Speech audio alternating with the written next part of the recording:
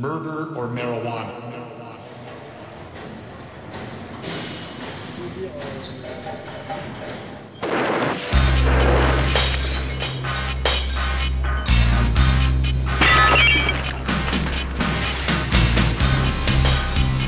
There's an old saying that you study history or you're destined to repeat it.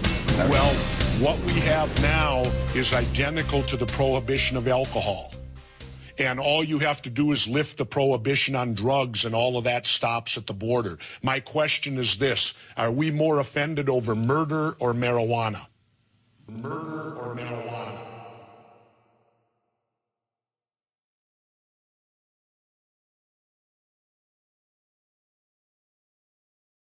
I, Barack Hussein Obama, do solemnly swear. I, Barack Hussein Obama, do solemnly swear. That I will execute the office of President to the United States faithfully. That I will execute faithfully the office of President of the United States. The office of President of the United States faithfully.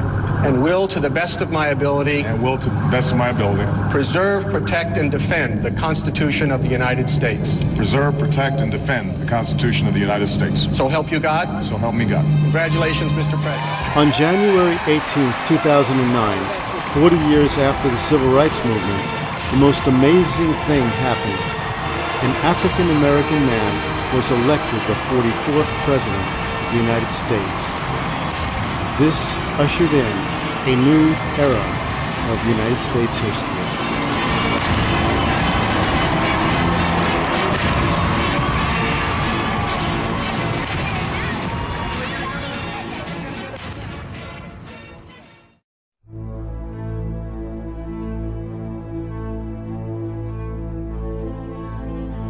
Our democracy is under threat. A democratic government is one in which the government carries out the will of the people. The will of the people is that marijuana be decriminalized and that the government stop infringing on people's liberty. The government has deceived the people into thinking that they are the ones who are supposed to be in control, when in fact, in a democracy, the people decide the issues, and the government enforces the will of the people. Before we try to bring democracy to other countries, we need to end the hypocrisy and restore democracy back here in America first.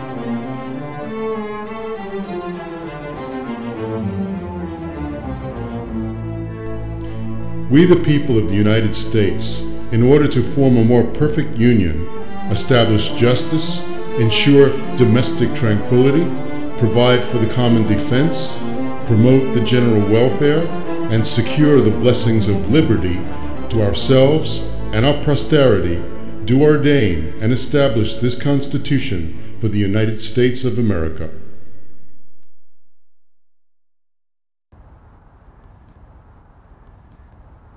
So Eugene, if you would just talk to us and just first tell us a little bit about yourself. Okay, well, my name is Eugene Davidovich. I was pretty much raised in San Diego since 1990, and I went to elementary school, middle school, high school here, after which I joined the Navy. Okay.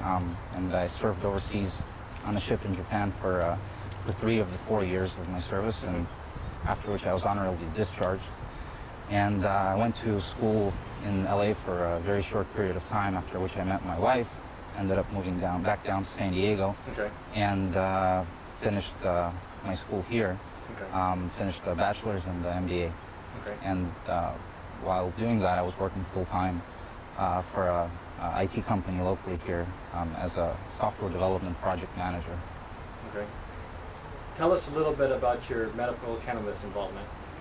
Well, after I was discharged from the military, I began to develop several symptoms that prevented me from functioning normally. On January 18, and I went to several 40 normal years doctors, after the regular Civil Rights doctors, Movement, who the gave most different amazing thing medications happened. to help. An But the side effects from the African-American medication was were the 44th President of the United States. overwhelming the This actual ushered benefit. in a So, new era of United States a friend of history. mine recommended cannabis. Okay. So I spoke to another doctor who was a medical cannabis specialist, who provided me a written recommendation for it, and that's my involvement. Okay. Now tell us, if you would, a little bit about your, you were a medical cannabis patient. Now, what happened after that? What was your other involvement with medical cannabis? Well, besides being a medical patient, when I became a medical patient, I began to seek access to the medication here in San Diego, and I found that there were several dispensing collectives that I could join and that I could obtain the medication from, which I did up until August of last year, 2008, when they were all shut down in a round of raids by the San Diego Police Department, involved with the DA and I'm not sure who else, but after they were all shut down, there was no safe access in San Diego for medicine. You'd have to go on the street or something, which didn't want to do because at the time I was married and I had a full-time job and I wanted to try and obey the law as much as I could, so I decided to cultivate the medication myself, which I did. And then I decided to open and operate a dispensing collective without a brick-and-mortar location, which from what I understood in San Diego, they did not want. So I allowed other patients to join my collective, and we cultivated the medication together and distributed amongst each other in a closed circuit fashion. And I participated in it part-time because I had the full-time job, so that's why I needed help from other people, and that's pretty much what I was doing up until February. In February of this year, my house was raided. I was arrested and hauled off to jail, charged with 4 felonies and $65,000 bail to get out of jail. And that's the case that I'm dealing with today. This was a result of an operation that was announced by the district attorney as Operation Endless Summer. This, come to find out a little bit later, the actual name of the original operation was Green RX, which court documents have shown. And the goal of this operation was to basically shut down all efforts made by patients to collectively cultivate and distribute medical cannabis in San Diego in its entirety. And that's what I was arrested in. That's my involvement in it from that aspect.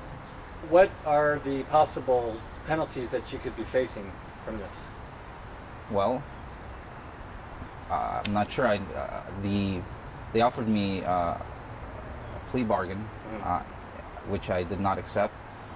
So I would assume the consequence gets worse from now on. But I mean, from my understanding of reading the law, was not immoral, illegal, or wrong, and that's why I'm hoping for my day in court, and I'd like a jury of 12 peers to take a look at the law and take a look at the situation in its entirety and judge it based on that. But that's the worst case scenario. The best case scenario, and my goal is to hopefully to have the district attorney drop this case in its entirety. Okay. So what you're saying is, according to your understanding of the Constitution of the United States, which clearly spells out states' rights versus federal rights, you believe that you're in compliance with California Proposition 215, which legalized medical cannabis. That's right. Not only Proposition 215, but Senate Bill 420, as well as the Attorney General guidelines that came out in August of last year, of 2008, at the same time that I actually opened the collective. I opened it after I read the Attorney General guidelines and read in there that the proper and legal way to do things is to collectively cultivate medication, distribute it amongst patients in a closed circuit, not to obtain the medication from outside of the circuit, and to only allow qualified patients to join the collective, which is exactly what happened in November.